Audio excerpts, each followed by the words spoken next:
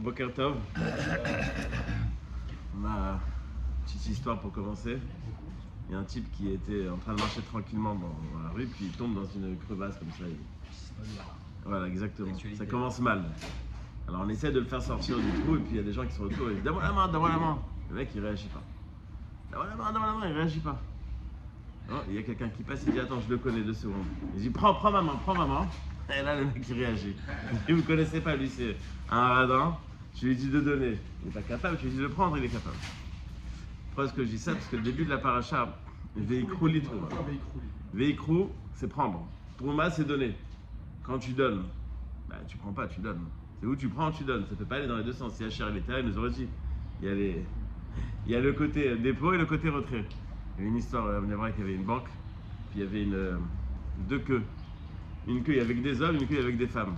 Il y a un gaucho qui rentre, qui s'excite, il dit ouais, c'est quoi ça, les hommes, les femmes? Je dis non, t'as pas compris. Là, il y a les femmes, c'est les retraits, et là, il y a les hommes, c'est les dépôts. Enfin, le vrai, c'est le contraire. Et qui te sourd. Donc, c'est pas la même chose. Donner et prendre, c'est pas du tout la même chose. Donc, le terme de veikru n'est pas à conjuguer avec trouma. Normalement, ça ne devrait pas être ensemble. Et on va dire cette problématique grammaticale, on la rencontre dans un autre endroit aussi, dans Abraham qui reçoit des invités. C'est marqué plusieurs fois. Il leur a dit par exemple veikra pat lechem. Je vais prendre du pain. Je ne vais pas prendre. Vous allez prendre. Moi, je vais donner.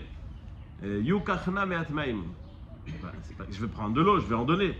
Donc, on voit que le terme de donner, il est utilisé plutôt que le terme de prendre. Enfin, le terme de prendre, pardon, est utilisé plutôt que le terme de donner. Donc, il faut comprendre pourquoi est-ce qu'on a conjugué ces deux choses qui ne sont pas simplement deux choses différentes. C'est littéralement opposé. Donner et prendre, c'est pas la même chose.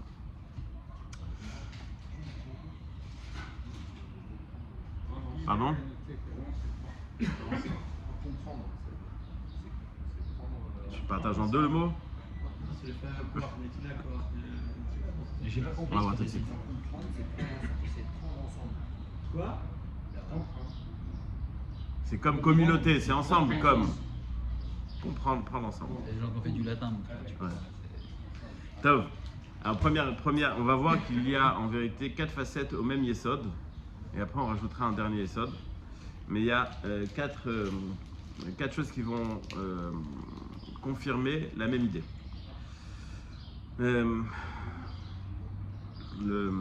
Aujourd'hui on vit dans une société où c'est très difficile de donner. Les gens ont peur de se marier parce que se marier c'est un engagement à donner. Tu prends rien dans le mariage, c'est que donner. Tu espères prendre au début, tu penses que tu vas prendre quelque chose, mais au final tu comprends très vite que... Exactement. Tu prends perpète surtout. Donc on a une difficulté à s'engager à donner. Les gens ils te disent non, moi je suis bien comme ça, pourquoi tu veux que je bouge? Parce que je prends, je suis le plus important. Et donner c'est très difficile. Mais comme on l'a dit plusieurs fois, la Torah elle est plus dans le sens socialiste, c'est-à-dire que tu as des obligations de donner à tout bout de champ. Et la Torah est de gauche. La Torah n'est pas de gauche, mais dans ce côté de donner, oui. Mais non, Chas v'Shalom, je rigole. Non, mais dans son essence. Non, il y a ceux qui veulent s'approprier la Torah et il y a ce que la Torah est. Mais par exemple, si tu me poses la question Oslo, etc., oui, ils étaient à gauche. Non, mais bon, t'as Ah là. compris, quoi. Non, on est d'accord. Sur le côté société, c'est-à-dire donner et encore donner, imposer et encore imposer, c'est vrai. C'est-à-dire, je rentre même pas dans la discussion, on l'analyser de gauche ou de droite. On ne peut pas abaisser la Torah à un système établi par l'homme. De gauche, de droite, ça ne veut rien dire. Mais notre perception, pardon? Oui, ce que je veux dire, oui. Voilà. Mais, et encore, c'est pas vrai, j'en ai déjà parlé une fois, la Torah, elle n'est pas sociale. La Torah ne veut pas créer une société, elle veut créer des hommes qui, eux, vont être une société. C'est pas que la Torah, elle est pour la société. Mais bon, c'est pas le sujet. Dans l'absolu, au final, ça coûte très cher d'être juif, ça on est d'accord. La Torah n'a pas de vocation collective pour le peuple. Mais oui et non, c'est une phrase qui... non, c'est-à-dire que la différence entre le système de Torah et le système de société, c'est qu'un homme en société, tant qu'il est dans la loi, même si c'est un homme qui est mauvais, c'est bon, alors que dans la Torah, c'est le contraire. Tu dois être un bonhomme, et si toi tu es un bonhomme, alors la société, puisqu'elle va être faite de gens qui sont bons, elle sera meilleure. Mais on n'est pas en train d'établir des lois pour la société. Il y a des lois qui sont un cadre, mais la plupart des lois, c'est transformer l'homme. Tout ce qui est lié au tout ce qui est Tibouri. Oui, j'ai pas dit qu'il n'y a pas de collectif. J'ai dit que l'idée, par exemple, l'idée de la semaine dernière, Eved Ivri, celui qui a volé et qui va être. Non, mais oui, mais dans ce qui n'est pas Torah, la dimension principale, c'est pas la transformation de la personne.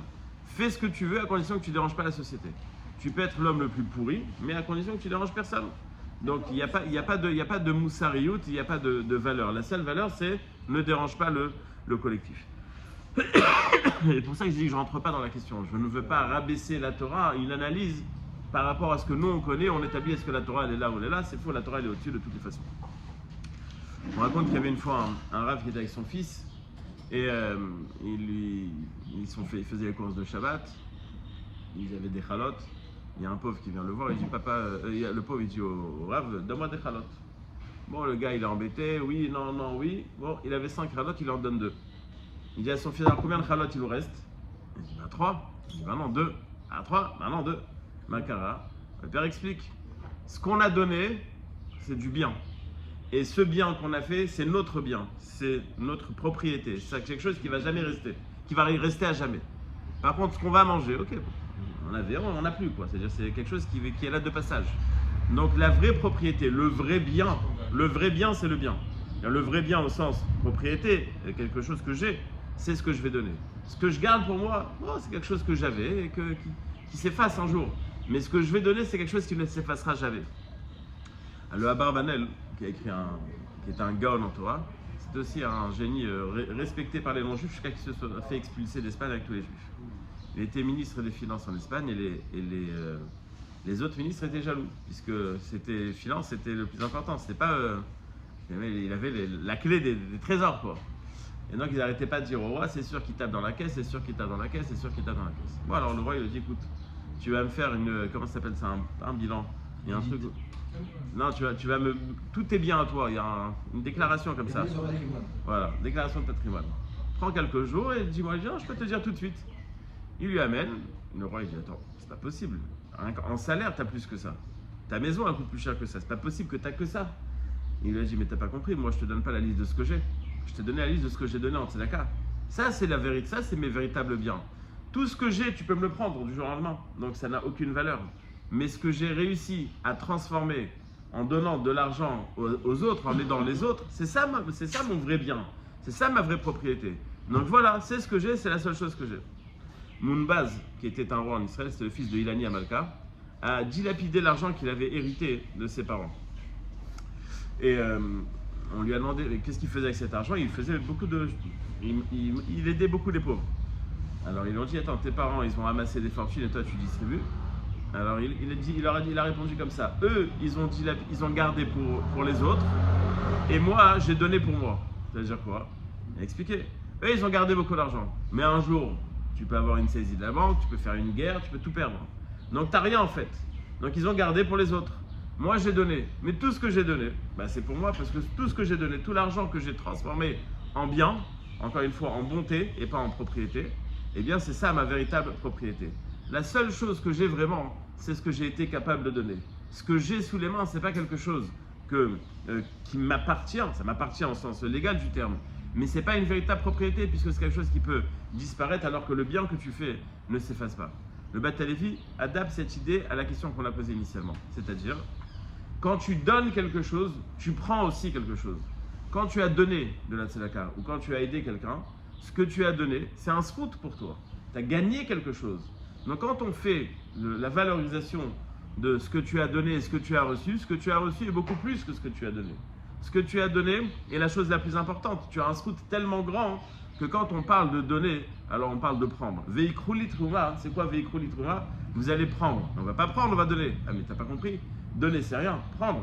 Ce que tu vas prendre quand tu vas donner, c'est ça la chose la plus importante. Il y a une histoire qui a fait du bruit. Moi je connais le petit-fils de cette personne, la petite fille plutôt. Monsieur qui était très riche et qui donnait beaucoup d'argent à Tzedaka. Et à la fin de sa vie, il a écrit 2 testaments, un à ouvrir le jour de son décès et un à ouvrir, 30 jours après. Le jour de son décès, ils ouvrent. Je veux être enterré avec mes chaussettes. Grande discussion, oui, non, oui. Et en fin de compte, le rav avait dit non, pas possible. Minag Israël, non, on enterre sans rien. 30 jours plus tard, chez le notaire, ils ouvrent le 2e testament. le Nouveau Testament, et le notaire il commence par lire, il dit, je sais très bien mes enfants que vous ne m'avez pas enterré avec mes chaussettes. Mais je voulais vous apprendre que dans le monde futur, même ces chaussettes, on ne peut pas amener avec soi. La seule chose que tu vas amener avec toi, c'est le bien que tu as fait. Le bien que tu as fait, tu écoutes. Quand tu vas à des enterrements, tu peux entendre. Quand tu entends quelqu'un qui se conduisait comme il fallait, qu'est-ce que tu vas entendre? Des bonnes choses. Il faisait du chesed, il faisait ci, il faisait ça. Quand malheureusement c'est quelqu'un qui a vécu sans, qu'est-ce que les gens disent? Ah, on s'amusait bien avec lui, on allait au resto. Ça n'a aucun sens. Ça ne veut rien dire. Par contre, quand on te dit, voilà, il faisait du chesed, il est sorti une fois à minuit, on te raconte une histoire, c'est ça les choses qui restent. C'est ça les choses qui restent. Donc quand tu donnes, en vérité, tu prends. Il y a 10 jours, j'ai fait un mariage. Au téléphone, quand le khatan il m'a appelé, je savais que j'allais le faire, après 10 secondes, bien qu'il allait me casser les pieds. Je sais pas, que j'avais une troucha comme ça. Mais Mehmet Baruch Hashem, j'avais raison. Et je me suis demandé, mais pourquoi est-ce que j'ai accepté? J'accepte pas en général de le faire. Bon, ceux que je connais, oui, mais sinon, non. Mais bon, au téléphone, je sais pas, je lui ai dit oui. Et un jour avant le mariage, bon, c'est une prise de tête. La seule personne qui ne peut pas arriver en retard, c'est moi. Lui, il fait ce qu'il veut. Mais moi, si j'arrive en retard, je me fais... Donc j'arrive, et évidemment, il n'y a personne dans la salle, j'attends 2 heures, bon, c'est le standard, quoi. Je me demandais pourquoi est-ce que j'ai fait ce mariage. Je raconte à mon père, un jour avant le mariage, je lui dis, écoute papa, demain, je marie un tel. Il m'a dit, mais je connais très bien la famille. Il dit, ouais, tu connais très bien la famille, pardon? Non, je vais te faire kiffer dans 2 minutes, attends. Alors... je connais très bien la famille et tout, il commence à me raconter. Mon grand-père, allez, c'est là qu'il va s'exciter, c'était le dernier rave de Meknes. En fait, il n'était pas de Meknes, mais comme il n'y avait plus beaucoup de juifs et au Maroc, alors il était à Meknes. Maintenant, à la fin de sa vie, il était malade. Et mon père, il est parti le chercher de Meknes pour l'amener à Paris. Le dernier Shabbat dans la ville, mon père, il s'attendait à ce qu'il y ait quelque chose, quoi. Le rave, il part, il n'y a personne qui est venu saluer, enfin c'était bon, voilà, la communauté était déjà fatiguée. Il y a une personne qui est venue, qui a chanté, qui a fait sa mère, mon père m'a dit, je me rappelle jusqu'à aujourd'hui. C'était qui cette personne? Le grand-père du khatan. Alors je dis voilà, son grand-père, il a fait un chesed, il a fait plaisir. Alors après moi j'ai remboursé la dette. Mais c'est-à-dire que quand tu fais un chesed, ça s'oublie pas. Voilà, mon père il me raconte ça, il me dit j'ai encore la chair de poule quand je te raconte ça, parce que je me rappelle que ça m'avait marqué. C'est quelque chose qui m'avait marqué. Qu'il est venu et qu'il a fait plaisir comme ça m'avait marqué. Donc quand tu donnes, en vérité, tu prends. Tu prends quelque chose. Mis à part le fait que tu as un srout dans ton compte en banque là-haut, comme le dit le Beth Halevi, il y a une bracha spéciale. Toutes les mitzvot de la Torah, Hachem nous dit, ne commencez pas à vous poser des questions, pourquoi, comment, etc. Il y a une seule mitzvah où Hachem nous dit Bechanuni na bezot. Testez-moi. Tu donnes la tzedaka, eh bien sache que tu auras de la bracha.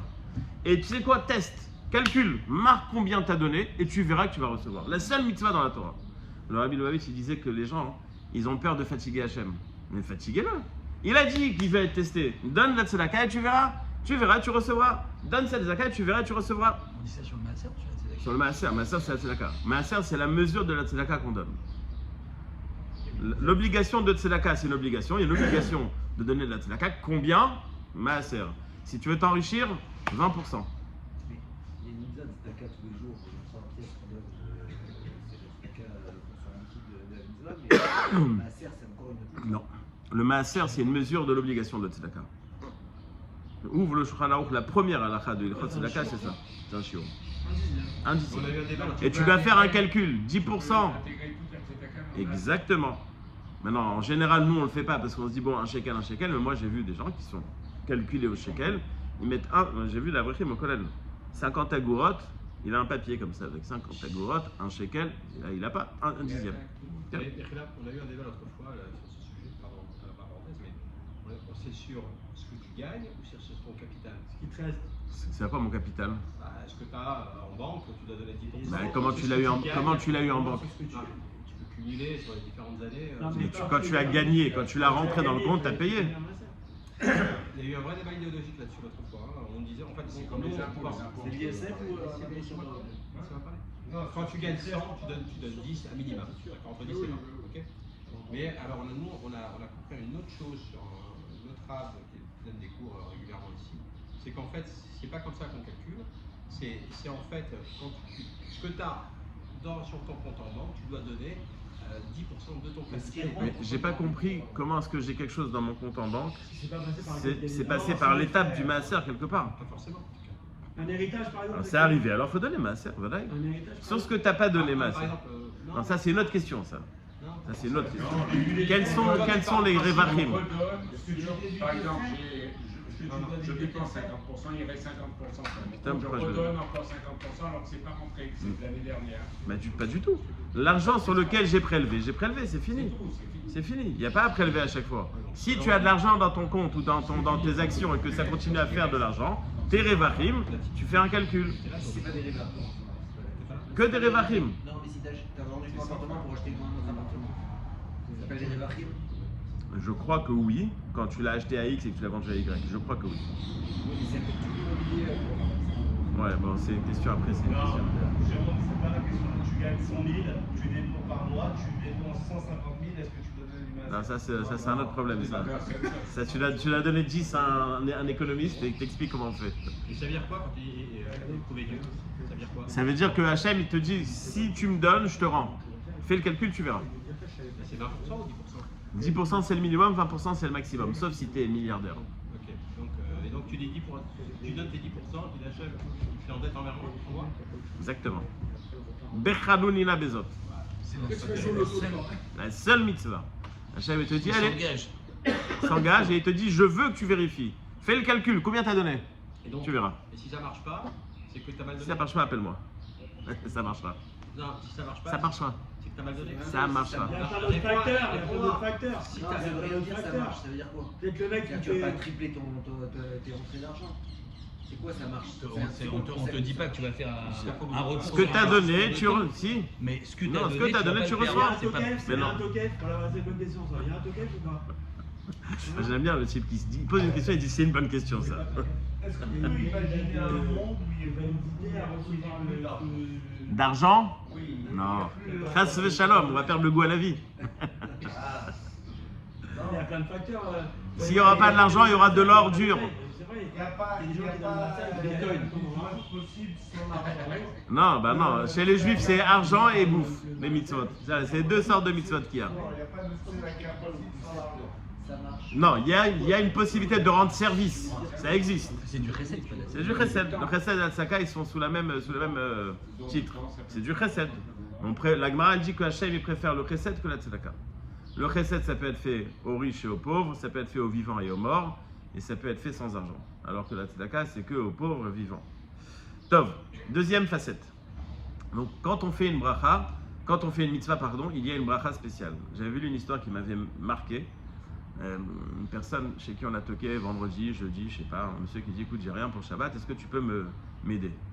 L'autre, il n'était pas beaucoup plus riche. Il dit mais comment est-ce que je vais l'aider? Qu'est-ce que je vais faire? Bon, il a quand même réfléchi combien de personnes à table, combien de trucs, combien calcul. Il dit bon, je peux lui donner un quart de poulet. Il va au congélateur, il avait un bac, congélateur, un bac comme ça. Il ouvre le congélateur et il pousse un hurlement. Makara. Ses enfants ont joué à cache-cache. Un des gosses a décidé de se cacher dans le congélateur. Et il était en train de partir. Il commençait il était, je sais pas quelle couleur il était. Et grâce à la tzedaka qu'il a voulu faire et qu'il n'était pas du tout obligé vu sa situation, il a eu une bracha immédiate. Il y a une bracha immédiate. Le fait qu'il a été capable de se travailler pour faire de la tzedaka, il y a une bracha qui est immédiate. Et donc, on a dans la tzedaka, dans le chesed qu'on va faire, on va donner quelque chose, mais on va recevoir une bracha. Vous connaissez tous l'histoire de Ruth et de Boaz. Ruth, elle est mariée avec son mari, ils partent habiter en Chutz Laaretz parce qu'ils sont très riches et qu'ils ne veulent pas partager leur richesse, ils reviennent sans un sou. Maintenant, la belle-mère de Ruth, elle lui dit écoute, va voir Boaz, c'est de notre famille, peut-être qu'il va te regarder. Elle revient, elle raconte à sa belle-mère tous les chassadim qu'elle a fait avec Boaz. J'ai fait avec lui, je lui ai dit que c'est moi qui ai fait un chesed. C'est pas elle qui a fait un chesed, c'est Boaz qui a fait un chesed, qui est d'accord de te rencontrer, etc. En vérité, et c'est de là-bas qu'on dit cette phrase, que plus que ce que le riche fait avec le pauvre fait avec le riche. C'est-à-dire que le pauvre qui te donne une possibilité de donner, il te donne une possibilité de recevoir une bracha. C'est d'ailleurs la blague d'un monsieur qui était très très religieux comme ça.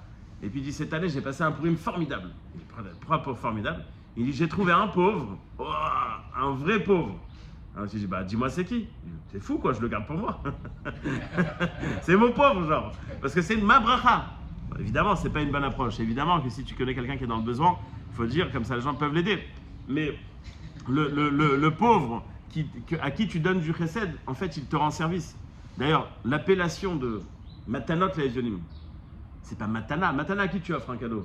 Ta femme, à tes enfants, tes parents, tes amis, une relation d'affaires. Il y a une relation, il y a un échange, et puis à un moment, il y a un cadeau. Ça fait plaisir, tu vas comme ça entretenir le contact. Mais à un pauvre, tu ne donnes pas un cadeau, tu l'aides. C'est pas matanot laevionim. C'est ok, c'est une netina, mais pas une matana. Un matana, c'est une connotation. J'offre parce que ça me fait plaisir, parce qu'il y a un échange. Il n'y a rien du tout. Non, si, je trouve C'est exactement ça. C'est plutôt pas mal. Oui, c'est plutôt joli Oui. à dire. Oui, c'est plus joli, mais c'est plus que joli. C'est le fait qu'il m'a donné quelque chose, alors je le paye. Qu'est-ce qu'il m'a donné? La possibilité de lui donner. La possibilité de donner, c'est un srout quand tu donnes. Tu reçois une bracha spéciale. Mais c'est pas un peu contradictoire avec le fait que justement Tzedek c'est un peu froid. C'est la justice, tu rétablis quelque chose. Non, Il n'y a mais pas de si tu donnes et que tu te fais plaisir en donnant entre guillemets ou que ça répond à un sentiment de Tu as raison. culpabilité ou machin. Tu as raison. Quelqu'un est parti voir après Mibris qui lui a dit j'ai un problème, Rav, quand je donne la tzedaka, je le fais pas avec la kavana qu'il faut. Il lui a dit écoute, c'est quoi? Il dit regarde, le pauvre quand il a faim, il a faim. Discute pas, donne-lui. Après tes kavanotes, on verra. Tes kavanotes, on s'en fout. D'abord que le pauvre il ait ce qu'il a besoin, tes kavanotes, on s'en fout. C'est vrai que nous, on doit se travailler à bien donner, à donner, donner de manière discrète, ne pas se mettre en avant, faire plaisir à la personne, tout ça. Mais tu sais quoi? Le plus important, c'est d'abord qu'il ait reçu son chèque. C'est le plus important. Vraiment, c'est le plus important. Et il y a des gens qui sont vraiment... C'est-à-dire, on ne s'imagine pas, des fois, quand tu aides quelqu'un, tu t'imagines pas combien tu l'as aidé, alors que toi, tu dis, bon, ok, j'ai fait un resto, ça m'a coûté 500 shekels, je lui ai donné 500 shekels. Et le type, on dirait, tu lui as acheté un appartement. On ne s'imagine pas comment est-ce que des fois on peut... Comment les gens ils attendent ce moment-là. Dans Machatzit HaShekel, c'est marqué que Hachem il a dit Zeitenu. Voilà ce que tu vas donner. C'est marqué dans le Midrash que quand il y a marqué Ze, Hachem il a montré à Moshe. Il a dit voilà, regarde, c'est ça. Pourquoi est-ce qu'il avait besoin de lui montrer? Et qu'est-ce qu'il lui a montré? Une pièce en or. En feu. Pourquoi il a besoin de lui montrer? Il y a des choses que Moshe Rabbeinu ne comprend pas, peut-être. Par exemple, c'est marqué que quand Hachem il lui a dit voici les animaux non cachers, il lui a dit Zé. Évidemment, dans le désert, il n'y avait pas forcément des animaux. Il a dit voilà ça et ça et ça et ça. Ok, je peux comprendre. En Rosh Chodesh, il y a marqué aussi Zé. Ok, il ne sait pas, il ne comprend pas le système lunaire, il ne comprend pas le système solaire. Il lui a fait le dessin. Ok, je peux comprendre. Mais un demi-shekel, ton fils, t'as pas demandé une glace dans le désert? Je sais pas moi. Enfin, un demi-shekel, c'est pas compliqué. On nous disait mais Farshim justement. Il dit attends, 2 secondes, je vais imposer tout le peuple à donner. Mais ils ne vont pas donner. Putain, pourquoi ils vont donner? Hachem il a dit écoute, je vais t'expliquer comment leur expliquer pourquoi est-ce qu'il faut donner. Le feu, c'est la seule chose que quand ils donnent, il reste pareil.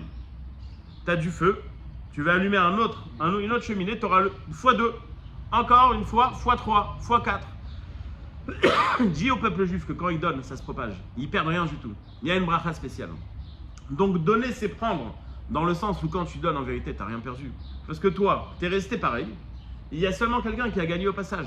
Donc, donner, c'est prendre. Parce que tu reçois cette bracha. Que non seulement tu es resté avec la même somme que tu avais avant, mais en plus, tu as fait du bien avec.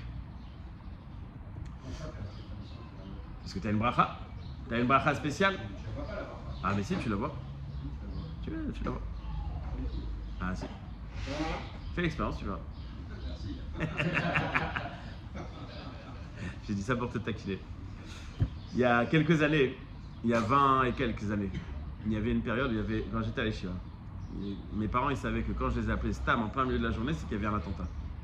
À Yerushalayim, il y avait plein d'attentats et comme ils avaient peur, il fallait que je les appelle. Et malheureusement, période très difficile. En 2001, 2002. Voilà, à peu près. Même avant. Bon, malheureusement, il y avait pas mal de gens qui ont perdu des parents, enfin, Hachem Yishmor. Il y a une histoire qui a fait le tour d'Israël. Il y a une petite fille qui rentre un jour dans un centre commercial, elle va dans une bijouterie, elle va voir le bijoutier, elle dit je vais acheter un bracelet. Un bracelet, quel bracelet? Un bracelet, un beau bracelet. T'as de l'argent, monsieur, t'as de l'argent. Il sort un bracelet, je dis non, un beau bracelet. Il sort un bracelet, je passe 5000 shekels. Il dit bon, ok, elle sort son portefeuille, la Barbie, elle met toutes les pièces qu'elle a dans le portefeuille, je dis voilà. Le vendeur, il comprend pas ce qui se passe. Il dit c'est pourquoi tu vas acheter ce bracelet? Elle lui dit, mes parents, ils sont morts dans l'attentat X, et ma grande sœur, elle s'occupe de nous. Alors les petits frères, on a décidé qu'on allait mettre de l'argent de côté, on va lui faire un cadeau pour son anniversaire. Le vendeur, il voit ça, il a le cœur qui se retourne, et il dit, tu sais quoi, il lui fait un beau paquet et tout, il est content, il lui donne. Le soir, la grande sœur, elle arrive en panique. Peut-être elle a volé, peut-être, je sais pas, tu sais, elle ne sait pas. Elle vient, je suis désolé et tout. Voilà, tiens, je te rends le bracelet. Je dis pas du tout. Ta soeur, elle a payé. Mais bon, ça, elle a payé. Je ne savais pas qu'on avait 5000 shekels à la maison. Comment elle a payé? Il lui a dit, la leçon qu'elle m'a donnée vaut plus que les 5000 shekels. C'est quoi la leçon? Il a dit, moi, je suis veuf, ça fait quelques années, et j'ai perdu l'habitude de donner. J'ai perdu l'habitude. Mais j'ai vu la joie qu'elle avait quand elle a acheté ce... Comment elle était mitla evet de pouvoir donner. Ça m'a rappelé la satisfaction qu'on a quand on donne. Et cette leçon, elle vaut le prix du basset et la brillante. Quelqu'un qui donne, en général, quand tu donnes, Sam, tu rentres chez toi à la maison aujourd'hui. Ah, Sam, en pleine journée, tu as acheté, je sais pas moi, un jeu pour les enfants. Sans aucune raison. Pourquoi? Parce que tu as laissé un petit mot à ton gosse dans la trousse le matin, il arrive à l'école, il y a un mot de papa, il y a un mot de maman. Il est content, tu lui as fait la journée, n'est-ce pas? Mais la satisfaction que tu as quand toi tu y penses, elle est beaucoup plus grande que ce que lui, il est content. Toi, tu as été capable de donner. Et puisque tu as été capable de donner, tu es joyeux. Donc, quand tu donnes, tu prends aussi de la satisfaction. Tu es encore heureux du fait que tu es capable de donner. Pourquoi, Bémet, on a cette satisfaction? Marquez que l'homme a été créé à l'image de Dieu. Betselem Elohim. Et on a tous une particule de Dieu. On a un Chelek Eloka. Dieu, il donne, il ne prend pas. Il crée, il est créateur. Donc, il a donné, il n'a pas pris. Un homme qui donne, en vérité, il se conduit comme Dieu. Donc, à un moment, il a ce Chelek Eloki, cette particule de Dieu qui se réveille. Et c'est ça qui va lui procurer la satisfaction. Donc, quand on donne, c'est vrai qu'on a donné quelque chose, mais on a gagné le srout, on a gagné la bracha, et on a gagné aussi beaucoup de simcha. Dans ce que le fait qu'on a été capable de donner, ça nous a procuré quelque chose. Tu donnes à quelqu'un, tu lui rends un service, et tu vois comment l'autre y réagit. Ça fait plaisir. Tu vas au Hachem, j'ai pu l'aider. L'année dernière, j'ai ramassé de l'argent avant Pessah, j'ai distribué des cartes. 1000 shekels, ok? Maintenant, 1000 shekels, c'est-à-dire tu fais des courses à la Macolette, ça peut te sortir à 1000 shekels. Tu vas faire des vraies courses, on verra cette année où ça arrive, mais en tous les cas, c'est rien. Il y a un qui m'a dit, tu diras à ceux qui ont qui ont donné cet argent, que moi, cet argent, j'ai acheté avec ça, pas de la viande, j'ai acheté les matzot et le vin. D'ailleurs, il n'y avait rien. Je dis, attends, tu réfléchis, tu dis, tu peux aider comme ça quelqu'un avec. C'est des grouchim. Tu es content de pouvoir l'aider. J'ai une personne avec qui, moi je ramène l'argent, lui s'occupe de l'administratif. Il m'a dit, Nachman, maintenant on est drogué. Parce qu'on voit les histoires, on voit les gens qui te demandent. C'est difficile de demander de l'argent. Mais d'un autre côté, tu sais ceux qui en ont besoin. Alors, tu veux pas que les gens soient dans le besoin. Mais quand ils sont dans le besoin et que tu peux les aider, tu as un sentiment de satisfaction. La dernière chose, c'est une petite histoire de Chodesh Adar. Oula, j'ai pas vu là. Il y a un homme qui était très malheureux en couple. Bon, ça, cette partie-là, elle est connue. Et il a cherché toutes les solutions possibles. Au final, il a trouvé la meilleure solution. Il va voir un grand Mekoubal. Il dit, écoute, Rav, j'en peux plus. Je t'en supplie. Prie pour que ma femme meure. Mais qui tourne, le Rav, il dit, attends, je vais vérifier dans le ciel. Est-ce que... Il est là comme ça pendant une demi-heure et tout. Il se secoue, machin. Après, il dit, écoute, j'ai vérifié, c'est bon. Mais pas tout de suite. Parce que comme elle a des srouillottes, elle a fait des choses qui sont bien, elle doit, pour partir du monde, elle doit profiter de ce monde. Et après, on peut la prendre. Combien de temps? 30 jours. Le mari réfléchit, 30 jours, je peux la rendre heureuse, c'est possible. C'est dans mes cordes. Il va voir son patron et dit, écoute, j'ai une mission. Je pensais que c'était impossible, mais bon, je vais le faire. Je dois rendre heureuse ma femme. Ah, donc, qu'est-ce que tu veux? Je vais partir 1 heure plus tôt du travail. Ok. Il rentre 1 heure plus tôt, il ramasse ses chaussettes, il range son lit. La femme, elle arrive à la maison, waouh! Bon, elle dit rien, elle dit, bon, écoute, ça peut arriver à tout le monde d'être malade un jour. C'est pas... Le lendemain, là, il a rangé la cuisine, la vaisselle faite. Il commence à se poser des questions. Psychiatre, médicaments, qu'est-ce qui se passe? 3e jour, il y a un repas sur la table. Pas possible. 4e jour, il y a des fleurs avec un petit mot. Elle en peut plus, elle est tout... Elle dit, tu sais quoi, il me fait ça? Attends, maintenant je vais lui rendre la monnaie. C'est le 5e jour, c'est elle qui arrive avant. Elle prépare, elle met de la musique. Et puis, il dit non, ça marche pas là. Le mari, il a peur. Il dit attends, dans 30 jours. Il faut qu'elle soit heureuse. Non. Il fait des vacances et le truc, il lui achète des bijoux et l'autre, elle dit attends, il me fait ça. Il y a un échange de fou. Le 30e jour, le Rav, il a fait, du coup, le Malach Hamavet, il est là. C'est bon? Et je dis non, tu sais quoi? Qu'ils reviennent dans 1 an ou 2. Pour l'instant, tout va bien. Ma pchat. Quand tu as donné, tu t'es approprié le cœur de la personne qui est en face. Quand tu as donné à quelqu'un sans attendre un retour, la personne qui est en face, elle a le cœur ouvert. Donc, quand. Oui, c'est un peu dur, ça dépend des femmes. C'est marocain, c'est compliqué. Je parle pas des femmes, je parle même de donner tout court. Quand tu donnes, forcément, tu as un khalek dans ton cœur qui est. C'est pas t'attends un retour qui te fasse la même chose, mais ne serait-ce qu'il soit content, tu as ton retour. C'est ça que je veux te dire. Si tu veux, J'aime bien. D'être de toutes les façons. Il aime l'histoire de vaisselle. Pardon? Il aime pas l'histoire de la vaisselle. Non, mais de toutes les façons, bien sûr, c'est dur de donner sans voilà, je parle de quelque chose très très loin de notre. On est formaté comme ça. Il y a tout le temps un échange. Je donne, je prends, je donne, je prends. Mais l'idée, c'est pas ça. L'idée, c'est que quand tu donnes, tu prends le cœur de la personne qui est en face. Donc, la question de départ, elle était Veikru li Trouma. Veikru, c'est prendre. Trouma, c'est donner. Mais donner, c'est pas prendre. Réponse, pas du tout. Donner, c'est prendre. Tu prends au moins 4 choses. Tu prends le srout, tu prends la bracha, tu prends la satisfaction et tu prends le cœur de la personne qui est en face. Donc quand tu donnes quelque chose, au final, tu as beaucoup plus pris que ce que tu as donné. Quand tu es capable de donner, tu as reçu beaucoup plus que ce que tu as donné. Donc veikru li trouma. Ils vont prendre du trouma parce qu'ils ont donné. Combien ils ont donné? 100 €. Mais combien ils ont reçu? Combien dans cet argent, grâce à ce don qu'ils ont fait, à cette donation qu'ils ont fait, combien est-ce qu'ils ont pris? Le terme le plus adapté quand tu donnes, c'est que tu as pris. Tu as été capable de surmonter ton instinct. C'est difficile de donner, on a des difficultés à donner, etc. Et donner, c'est pas forcément de l'argent. Comme on l'a dit tout à l'heure, ça peut être du chesed, ça peut être un mot gentil. Ça aussi, des fois, on n'a pas envie de dire à quelqu'un qui te casse les pieds à la synagogue, tu dis, il a une voix de casserole, tu dis, il chante bien. T'as pas envie de lui dire. Et ça lui fait plaisir. Elle est content. Il est content, le gars. La personne qui est en face, il sent qu'il existe quand tu lui dis ça. Oui. Mais le scout est le même selon certains les nidotes de précède plus élevés que d'autres. J'ai pas entendu, excuse-moi. Certains ont une nida de précède beaucoup plus forte. que d'autres. Naturellement, tu parles? Naturellement. Est-ce que le scout est le même? Non. Tout dépend de l'effort. Ouais, mais alors, comment on fait C'est pour dur, savoir après, faut être. Comment? Comment on fait pour savoir? Qui a dit qu'il faut savoir? C'est quand tu arriveras là-haut, à 120, après 120 ans, Bezrat Hashem, que tu sauras. Mais tu peux savoir. Donc tu as un effort. C'est ça. Exactement. Non, mais c'est vrai. Le Rambam, il dit, il faut pas dire j'ai pas envie de manger du khazir. Il faut dire un bon jambon beurre, ça doit être excellent. J'ai pas le droit. C'est difficile pour moi de faire cette mission. Je le fais pour Hachem. On va pas jouer la comédie non plus. Si t'es Baal Chesed naturellement, peut-être que c'est. Mais il y a des limites. Il y a des limites. Justement, le Chesed, c'est la Même dans le Baal Chesed, naturellement, il y a des limites. C'est d'accord. Donc tu vas au-dessus de tes limites. De toutes les façons, chaque chose qui est difficile pour moi. Moi, j'ai un Yetzerara X. Toi, tu as un Yetzerara Y. Tu vas surmonter ton Yetzerara. Moi, je vais surmonter le mien. On aura fourni le même effort. On sera dans le même cadre d'effort. Donc, c'est sur l'effort qu'on est récompensé. Sur l'effort que tu as fourni. Dans le Chesed, c'est pareil. Il y a des gens pour qui c'est plus facile, il y a des gens pour qui c'est plus difficile. Mais à ton niveau, c'est facile. Ok, mais à 3 h du matin, est-ce que tu es capable de venir à Elat pour me changer un peu? Ou si pas moi, si c'est ta femme qui te casse les pieds à 3 h du matin et qui te dit viens me chercher, c'est bon, débrouille-toi, prends un taxi. Et si tu vas aller faire le Chesed, tu as fait quelque chose qui est au-dessus de ton habitude. Ça dépend de chacun. Mais atzlacha à tous. Pardon?